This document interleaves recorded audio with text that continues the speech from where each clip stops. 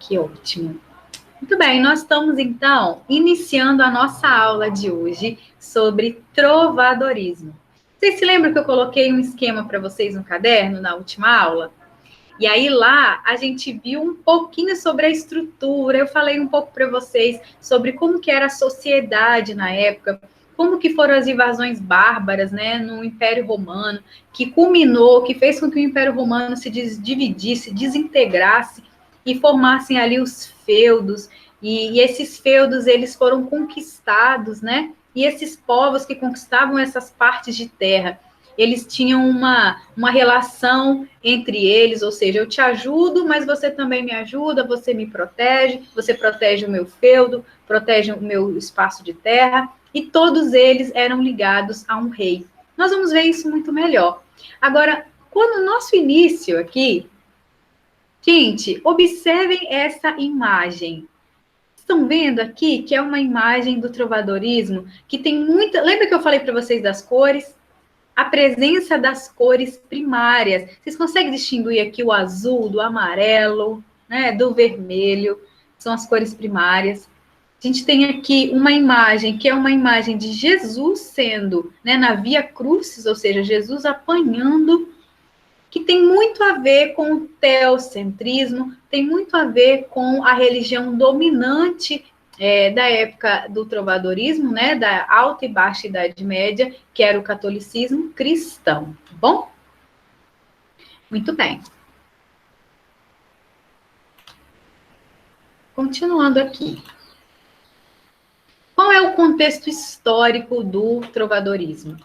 Nós temos aqui uma Idade Média que se formou logo depois da queda do Império Romano. Aí essa imagem é muito forte, né, gente? Que é uma imagem também voltada para a religião. Nós vimos que a religião, ela dominou esse período da história e esse período da literatura por muito tempo. A Idade Média, ela teria se iniciado no século V depois de Cristo e terminado no século XV. Gente, foram 10 séculos, 1000 anos de Idade Média. Foi muito tempo, não foi? E como que a Idade Média conseguiu, ou seja, esse período conseguiu se manter tanto tempo dentro dessa estrutura? Porque eles tinham mecanismos para se manter dentro desse tipo de poder, né? Então, a Idade Média pode também ser dividida em dois períodos menores. A Alta Idade Média, do século V ao X, e a Baixa Idade Média, do século XI ao XV. Tudo bem?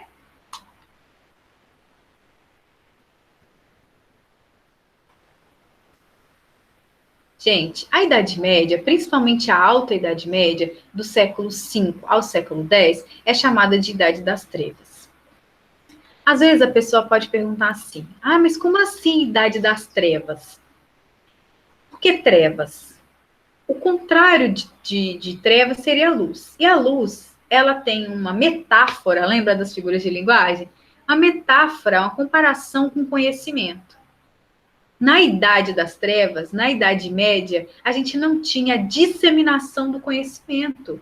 O conhecimento ficou na mão de poucas pessoas, principalmente as pessoas que dominavam a religião, ou seja, a igreja, o clero. Eles não deixavam com que as pessoas tivessem acesso ao conhecimento. Por isso, elas aceitavam tudo que vinha da igreja. A igreja dizia que eles eram os representantes de Deus e que não podia haver outros representantes de Deus a não ser eles, e que eles eram pessoas escolhidas por Deus para representá-lo nessa terra. Então, tudo que eles falavam era lei. Por isso, Idade das Trevas. Havia trevas sobre a vida das pessoas porque elas não tinham conhecimento, né? O próprio Cristo fala na Bíblia que conhecereis a verdade vos libertará. E eles não tinham acesso à verdade. Eles não conseguiam ter esse acesso porque a igreja dominava todo esse conhecimento para se manter no poder. Ela não permitia que as pessoas a questionassem. Bom? Então, é uma coisa a se pensar, bem bacana aí de vocês comentarem com a professora de História sobre a Idade das Trevas. Vamos ver um pouquinho sobre a Baixa Idade Média, do século XI ao século XV. Percebeu-se uma revolução que combinou com o renascimento urbano e comercial. E mais a ampliação de culturas e fronteiras agrícolas, crescimento econômico, desenvolvimento intelectual e grandes evoluções tecnológicas. O que aconteceu? Começaram a ser abertas novas escolas ao longo de todo o continente, inclusive em cidades e vilas menores. Por volta de 1200, são fundadas as primeiras universidades. Então, a gente tem universidades em Paris, Coimbra, Bolonha. Então, olha só, gente, quando que a Idade Média começou a cair? Bolonha e Oxford. Quando as pessoas começaram a ter contato com o conhecimento. E quando que isso começou a acontecer? Vocês vão ver com a professora de História um pouco sobre mercantilismo. E também pequenas feiras que aconteciam ali. Por exemplo, eu tenho um feudo ali, e em volta do meu feudo, eu tenho muros bem grandes que eu construí, né? Eu tenho aqueles calabouços. Lembra do desenho do Pica-Pau? Quem lembra aí do desenho do Pica-Pau? Gente, que no Pica-Pau tem uns... que é um desenho antigo, né? Não sei se vocês assistiam o Pica-Pau. Mas no Pica-Pau tinha ali, ele ia invadir o castelo, e o castelo tinha um fosso, que tinha um jacaré morando no fosso. Essas ideias são ideias lá da sociedade medieval, dos feudos. Ou seja, a gente tinha um muro, os castelos ali, com aqueles muros bem grandes, eles tinham aquelas muralhas, né, com fossos, com tudo para proteger. E aí, o que acontecia? Pequenos mercadores que vinham, às vezes, das Índias, vinham do mundo árabe, que era um mundo diferente do mundo ocidental, eles vendiam, eles eram mercadores, eles queriam vender coisinhas ali perto dos feudos. E aí eles ficavam próximos às muralhas, porque os senhores feudais podiam dar proteção àquelas pessoas. E eles levavam informação de um lugar para outro, tá? Então, começou-se a crescer mercadores, começou-se a crescer pequenas feiras, as pessoas elas queriam conhecer coisas novas, e as pessoas queriam estudar. Os nobres queriam estudar, eles queriam se formar. Começou-se o quê? Uma revolução de conhecimento, que iria fazer com que a Idade das Trevas acabasse, tá bom?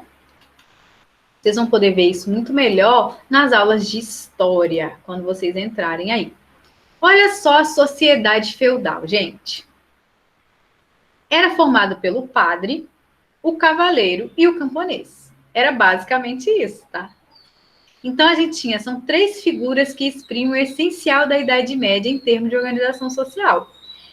Estas ordens equivalem a 3 atividades distintas: os que rezam, os que combatem e os que trabalham. Então, a gente tinha o rei, tá vendo que tá num tipo espanhol aqui, num galego português? Lembra que eu li uma parte com vocês mostrando que a língua, né, dessa parte, principalmente ali da parte que compreende hoje Portugal, que era também um sistema feudal antes de ser unificado, era o galego-português, que era uma mistura de espanhol com português. Então, a gente tinha o rei, duques, condes, altos prelados, olha, os papas, cardeais e tal. Eles tinham os cavaleiros, que eram os cavalheiros, né? Os padres, os bispos, arcebispos, ábades e tal. E na base da pirâmide, o soldado, que era camponês, e o camponês. Porque o soldado, ele é um camponês que combate, né? E o camponês também, que vivia ali para manter isso tudo aqui, era mantido por esses 2 aqui que estão na base, tá bom? Tudo bem? Alguém quer fazer alguma pergunta? Vocês estão quietinhos? Podem falar, tá, gente? Comuniquem-se, sem problema.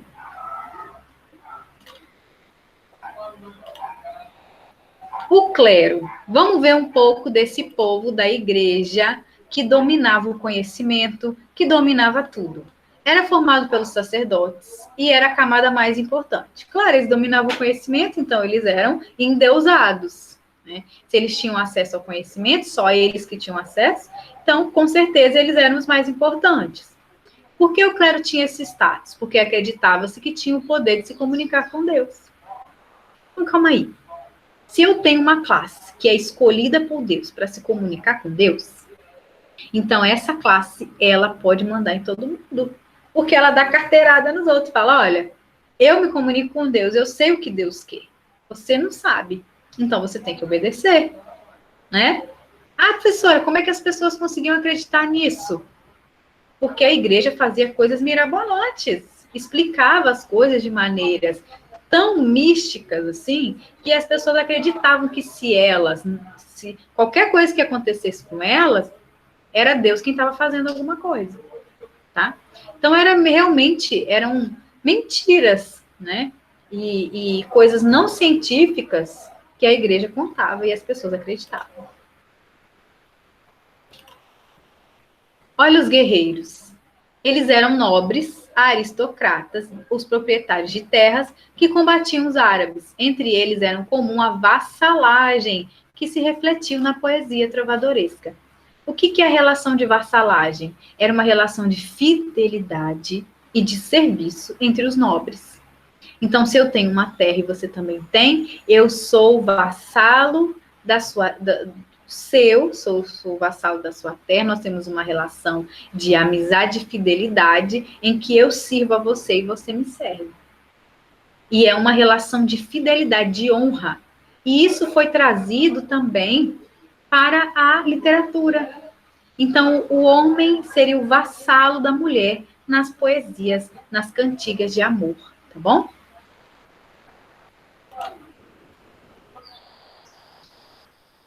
A gente tem os trabalhadores, olha só. Eles são responsáveis pelo cultivo da terra. Eles submetiam-se à exploração do seu senhor em troca de proteção em tempos difíceis. Na verdade, eles eram muito, muito, muito explorados. Olha que bacana, gente. Provavelmente essa pintura é feita em tapeçaria, tá? São tapetes. Olha, que coisa bem feita, mesmo com pouca técnica. Pouca não, menos técnica do que em outros períodos, né? Nós temos a predominância de cores primárias, mas ainda assim uma arte muito bela, né? Belíssima. Eles eram muito explorados, muito explorados. O dono da terra fazia de tudo para que eles fossem cada vez mais explorados, trabalhassem cada vez mais e pensassem cada vez menos. Será que isso também não acontece hoje? As pessoas só trabalham, trabalham, trabalham e não conseguem ter tempo para pensar, para racionalizar, para cuidar do emocional, né? Para cuidar delas mesmas, não é verdade? Olha aí o pensamento medieval, ó. Se mantiver assim por muito tempo, afinal se configurava por atender aos desejos de Deus. Isso é o que a igreja falava. Para ajudar o homem a se salvar, a igreja passou a condenar o comércio que visava lucro, pois, segundo os ensinamentos da igreja, os bens materiais foram dados ao homem como meios para facilitar sua salvação e não para seu enriquecimento. A finalidade do trabalho não era, portanto, enriquecimento. Assim, cada um deveria ficar na posição em que se encontrava e não desejava mais do que era ao nascer. Olha só.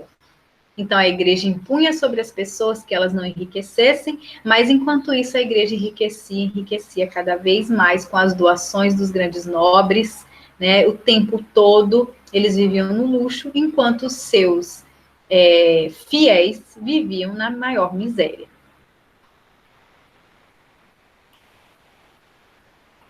Teocentrismo. Alguém já ouviu falar aí, gente, em teocentrismo?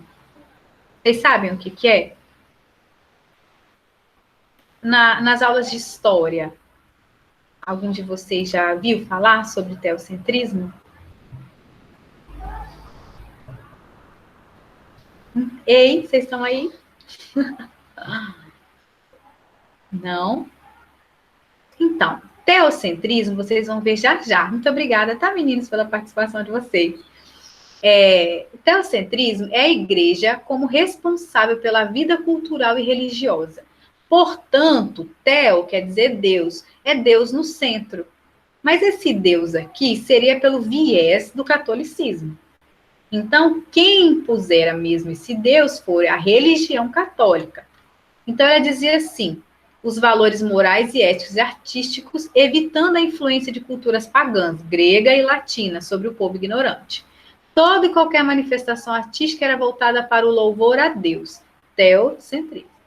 Por isso que eu falei que as imagens, as pinturas não podiam olhar para cima, porque estava desafiando, devia olhar para baixo, estava olhando para o inferno, devia olhar para frente. Né? Por quê? Tudo ali passava pelo crivo da igreja. Então, a maioria das produções, principalmente na Baixa Idade Média, na Alta Idade Média, perdão, elas eram voltadas para a religião. Então, eram pinturas religiosas, tá?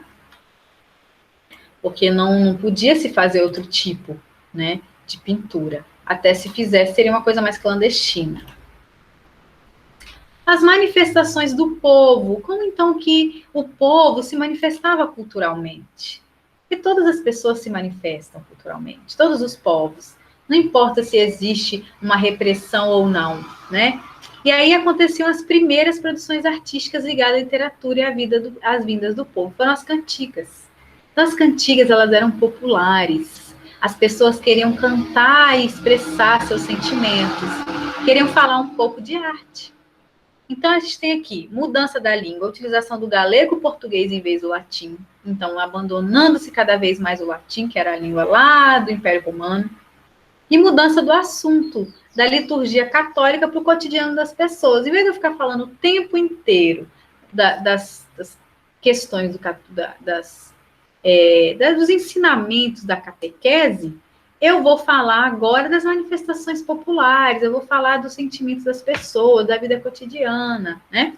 Então, uma poesia que se aproxima das pessoas. Vocês estão vendo aqui o instrumento, ó? A gente tem a flauta doce, um instrumento que não sei que tipo de banjo, um instrumento antigo, clássico, retratado aqui, olha, as amigas, né? Olha a roupa delas, olha, uma roupa mais simples. E vocês estão vendo aqui a arte em volta, ó. Eu falei com vocês que a gente tinha comentado as iluminuras. Provavelmente isso aqui também é uma tapeçaria, tá? Um tapete, um tipo de tapeçaria, uma arte em tapeçaria.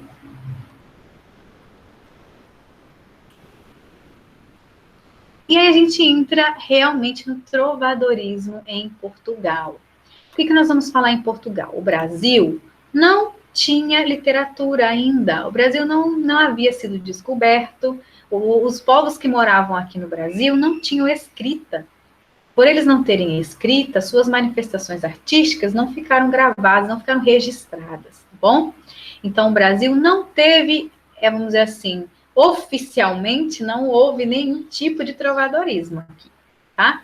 O que houve foram outras manifestações que nós não temos ciência, porque não ficaram documentadas, tá bom? Então, as primeiras cantigas trovadorescas escritas, lusitanas, datam do final do século XII e são escritas em galego-português. A cantiga considerada o marco inicial da literatura portuguesa é a Cantiga da Ribeirinha, também chamada de Cantiga de Guarvaia, composta por Praio Soares de Taveirós. Vamos conhecer essa cantiga, então, que é a Cantiga da Ribeirinha? Ó, é essa. No mundo, não me sei paella, mentre me for como me vai. Camoiro por vos eia. E olha só como seria em português da nossa língua hoje. No mundo ninguém se assemelha a mim, enquanto a minha vida continuar como vai, porque há morro por ti, e ai. Esse ai é um suspiro, né? Minha senhor branca e vermelha, queredes que vos retraia, quando vos eu vis em saia.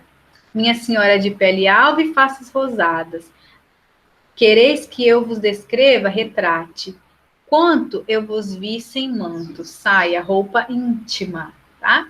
Então, ele deve ter visto ela se banhar na ribeirinha, cantiga da ribeirinha, lá no ribeiro, para se banhar. Mal dia em que me levantei, que vos então não vi feia. Maldito dia me levantei, que não vos vi feia. Ou seja, vi a mais bela, tá? Ou seja, ele está exaltando aqui a beleza dela, tá bom?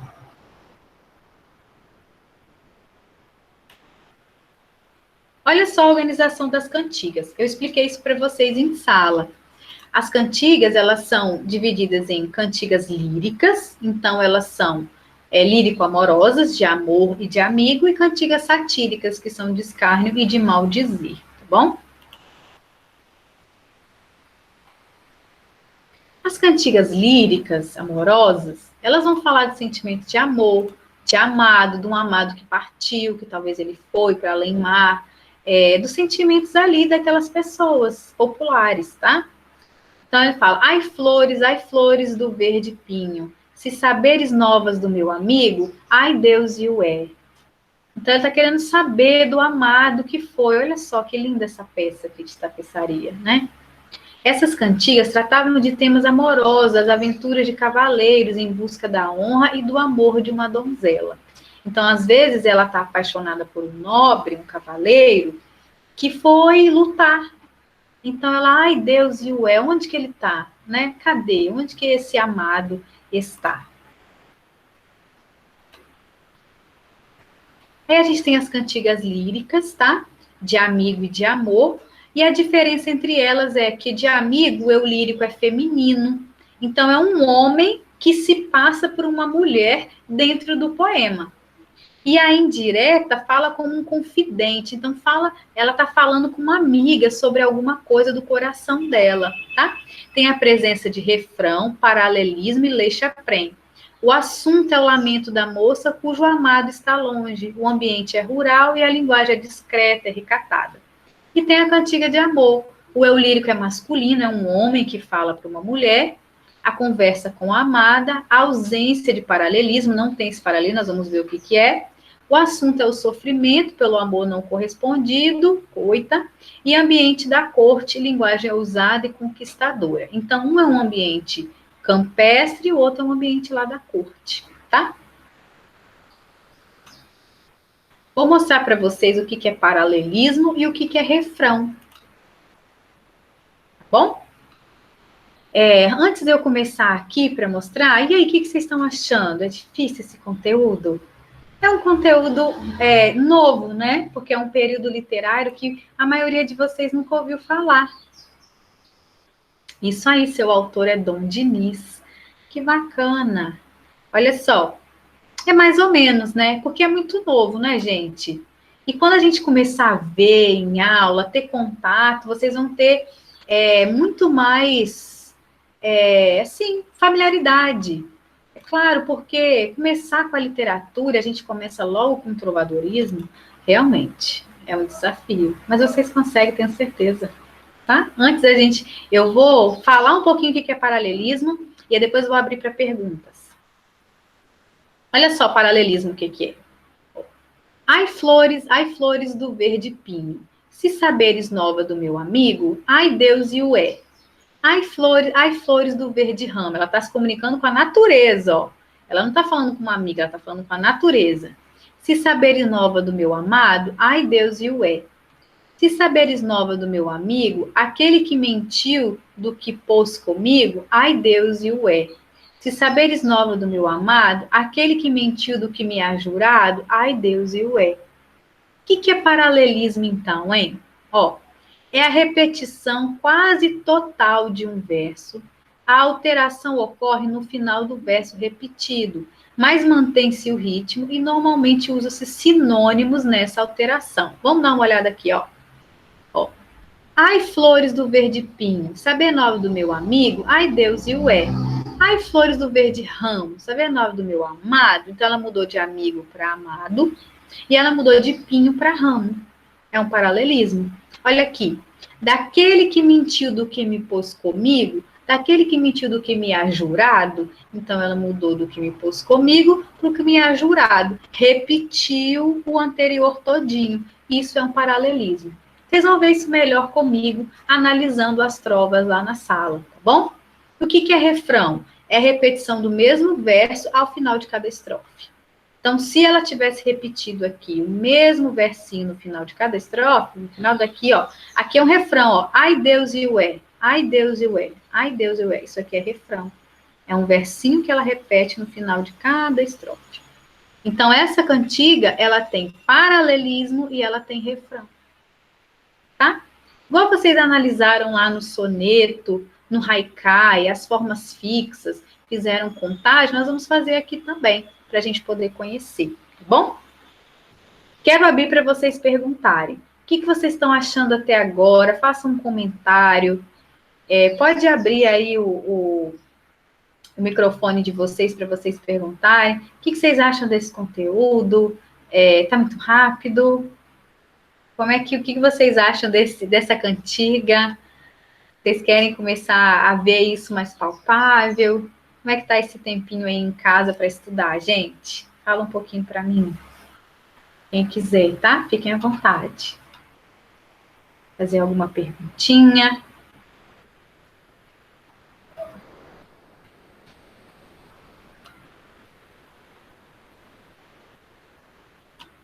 Achou? É um conhecimento diferente, né, Mirelle? O Daniel falou aqui. É um conhecimento, o Daniel falou que gostou. É diferente, né, gente? Porque não é uma coisa assim, facinha de identificar, mas não é difícil, não. Você já tem feito isso. Bacana, Cauã. Que bom. Vou mostrar para vocês o que é a Lei Chapren. É um pouco complexo, sim, Guilherme. Mas é arte, né? E a arte é complexa. Bacana. Olha, eu acho que vocês vão tirar de letra, vocês vão amar. Porque vocês já estão com uma vivência de poema tão bacana, com os haikais, com os sonetos, com as formas fixas, fazendo escansão poética. Nós vamos fazer isso assim, exaustivamente. Vocês vão ter esse conteúdo muito bem estabelecido. E o nosso chá, gente? Ai, fiquei com uma vontade tão grande de fazer esse chá. Assim que a gente voltar, nós vamos fazer, né? Tá de pé? Ah, não, tem que ser muito bem feito esse chá, porque ele está prometendo demais, né? Ah, eu também queria o chá literário. Nós vamos fazer, voltando, já vou falar, gente, eu já vou mandar aqui, vou mandar o recadinho do escolar para vocês. Eu pedi para mandar no grupo de líderes que vai ter, tá? O chá, com certeza. Bora lá, então. O que é lei Chapren? Lei Chapren quer dizer solta, prende. Nós vamos ver como que isso acontece na literatura, ó. Ai, flores do verde pinho, se saberes nova do meu amigo, ai Deus e o é. Ai, flores do verde ramo, é a mesma cantiga.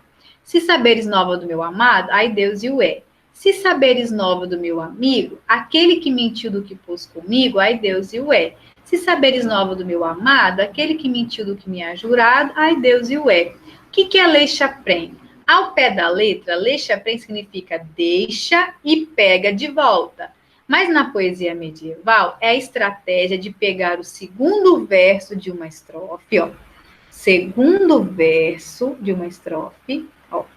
Se sabes nova do meu amado, e repeti-lo em uma outra posição. Primeiro verso na estrofe intercalada. Olha aqui, eu peguei esse daqui e trouxe para cá o primeiro verso.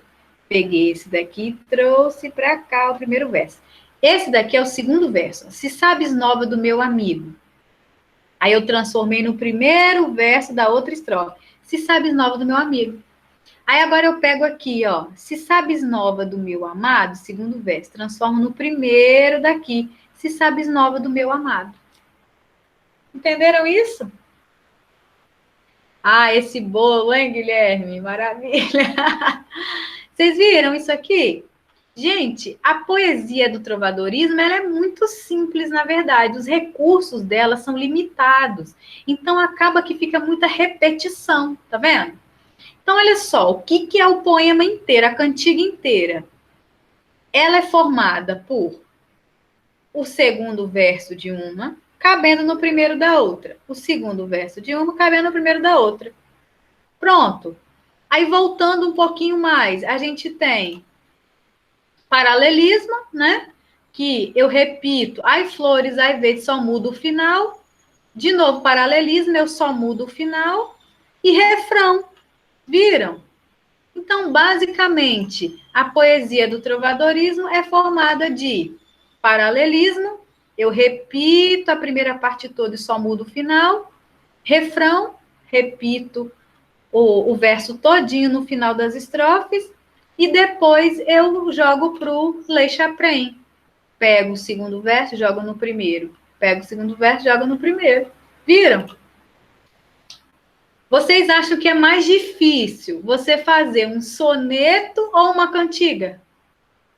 Respondam aí para mim.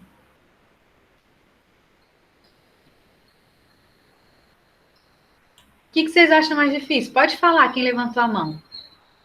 Habilita aí seu microfone. Soneto. O soneto? Com certeza. Sim. Por que você acha assim, que para escrever um soneto, aqueles 14 versos, com 2 quartetos, 2 tercetos, É mais complexo. É mais complexo, não é? Muito bem, você foi demais. Com certeza. Você está vendo aqui que para fazer uma cantiga, eu repito quase a cantiga toda? Sim. Pois é. Eu tenho lei chaprem, tenho refrão, repetição. Tenho paralelismo, repetição. Então, na verdade, uma cantiga é construída com 3, 4 frases. Aí depois eu vou repetindo. Né? Muda-se só o final. Aqui mudou pinho, ramo. Aí aqui depois mudou do que me pôs comigo, do que me é jurado. O resto é tudo repetição. Verdade, não é? Por que eles repetiam tanto? Porque, gente, eles não tinham tantos recursos, não tinham tanto conhecimento. Eles não iam para aquelas escolas literárias lá estudar e fazer com que eles aprendessem técnica e aprendessem esse monte de coisa. Então, por isso é que a cantiga ela é muito mais simples, tá? E usa-se o quê? As redondilhas, redondilha menor. Quantos versos tem a redondilha menor? Gente, quem é que sabe? Chuta aí. Quem sabe responde, ou quem não souber chuta. Quem lembra? Quantos versos? Quantas sílabas poéticas tem a redondilha menor? Se a gente contasse lá. 7? Não lembro Chegou? agora se é 7 ou 5. 5, isso aí, chegou perto. 5. A redondilha maior tem 7 e a redondilha menor tem 5 sílabas poéticas. Muito bem.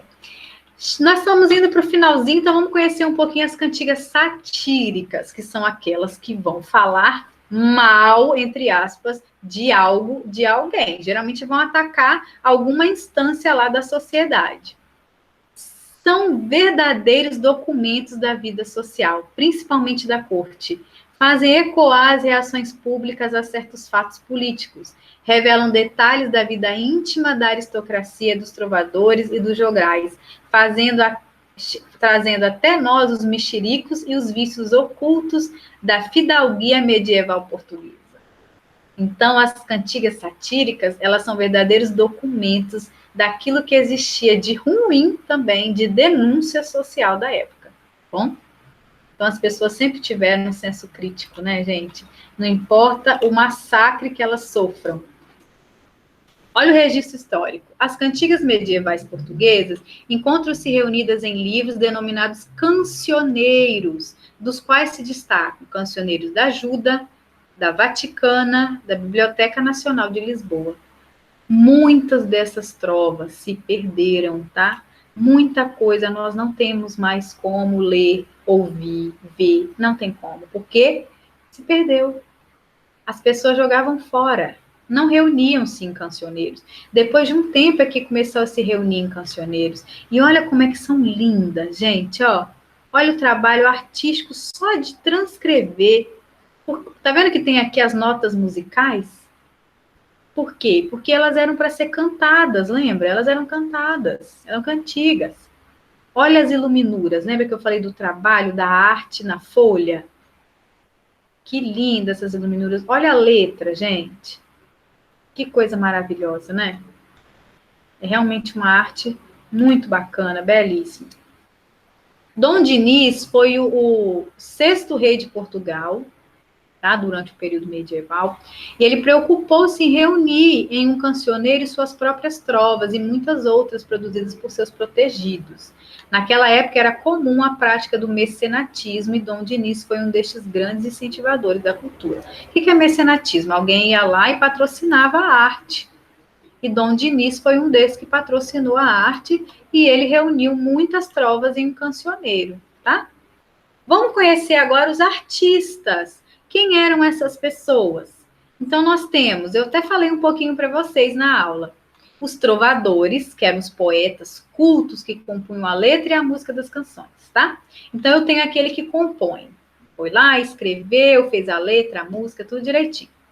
Tem os menestréis, que são músicos, poetas, sedentários, viviam na casa de um fidalgo. Então, era aquele, sabe aquele folgado que vivia lá na casa de algum poderoso que tinha dinheiro? E ele ficava lá, era música, era poeta, mas vivia lá cantando as músicas dos trovadores. E os jograis, cantores e tangedores ambulantes, geralmente de origem plebeia. Os jograis, eles eram de origem popular, eles não eram nobres. Então eles ficavam viajando pelos feudos, levando arte, levando música, eram itinerários, né, itinerantes, tá? Eles eram mambembes, viviam por aí levando a arte deles. E tinha os segréis, que eram trovadores profissionais, geralmente fidalgos, desqualificados, que iam de corte em corte na companhia de um jogral. Então, ele acompanhava o jogral. E a jograleza e soldareira, moças que acompanhavam tocando pandeiro e dançando. As soldadeiras, elas eram aquelas que iam lá, sabe? Aquelas mulheres que animavam. Elas tocavam pandeiro, elas animavam, elas dançavam. Fazia como se fosse uma banda ali, né? Um grupo ali de arte que ia de feudo em feudo, levando o conhecimento ali, levando também arte, levando manifestação popular, levando as cantigas, as trovas, tá? Eram pessoas que tinham passe livre, eles eram artistas itinerantes, bom? E aqui nós temos algumas outras cantigas. Dá até para ouvir essa cantiga, tá, gente? Nas próximas aulas eu queria ver se a gente conseguia ouvir. Dá para ouvir, ó, tem no YouTube, para a gente ouvir essa cantiga de Martin Kodax.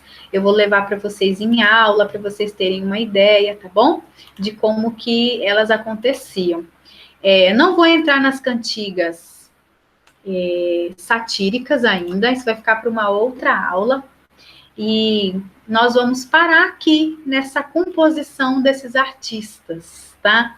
Quem sabe se você vivesse no período medieval, você iria ser um desses artistas aqui. Um trovador, um menestrel, um jogral, um segrel, né?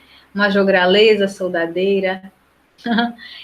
Nas próximas aulas, nós vamos pegar depois os outros tipos de cantigas.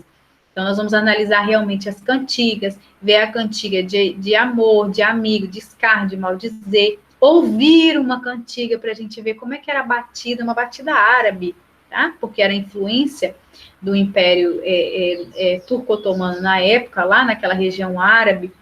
Então, era muito invadido pelos árabes, influenciado pelos árabes, tá bom? E aí, o que vocês acharam, gente, desse conhecimento de trovadorismo? Aqui tem muita coisa, porque é um período literário muito estudado, é um período literário muito rico, tá? Com muitas coisas para serem questionadas, mas também muita coisa para ser admirado, né? Como que essas pessoas conseguiam produzir arte num período de trevas de conhecimento, né? Elas conseguiam ultrapassar aquilo que elas tinham em mãos. Então, eu sou apaixonada. Tomara que vocês se apaixonem também. Alguém quer falar alguma coisa? Querem fazer algum comentário?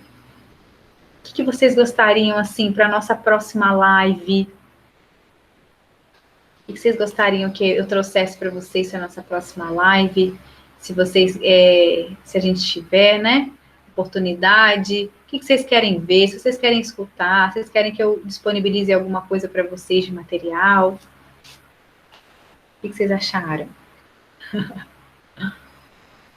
Que bom ver vocês. Vocês querem aparecer? Quem não tiver tímido, quiser aparecer na câmera para dar um oi para todo mundo.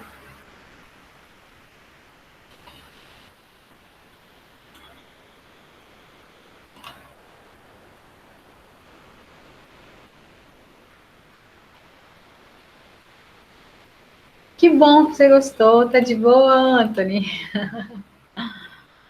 Gente, olha, todo mundo é tímido, né?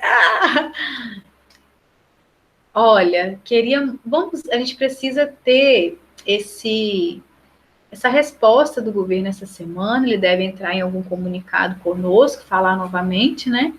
Aí nós vamos saber se tem possibilidade de voltar na próxima semana. Se não, nós realmente estamos ainda sem essa informação, tá? Até mesmo para mim. Eu também não sei, eu acho que na escola também nós não temos essa informação ainda não. Mas estamos torcendo. O que vocês querem? Vocês querem retornar?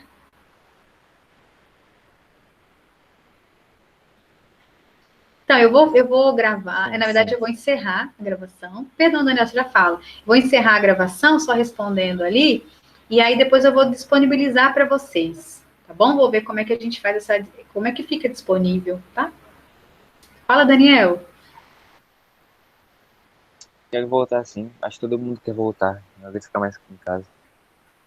Ai, a gente está cansado de ficar em casa, né? É uma precaução, né? A gente precisa ficar, mas realmente, a vontade não é de ficar em casa, não. É voltar à nossa vida 2 anos em normal no casa é muita todo. coisa. É muita coisa, não é? Por isso que a gente tem que aproveitar todas as oportunidades mesmo para poder construir conhecimento, porque está diferente. Para nós é algo muito novo, para todo mundo. Mas a gente precisa cuidar das vidas. As vidas são mais importantes do que tudo.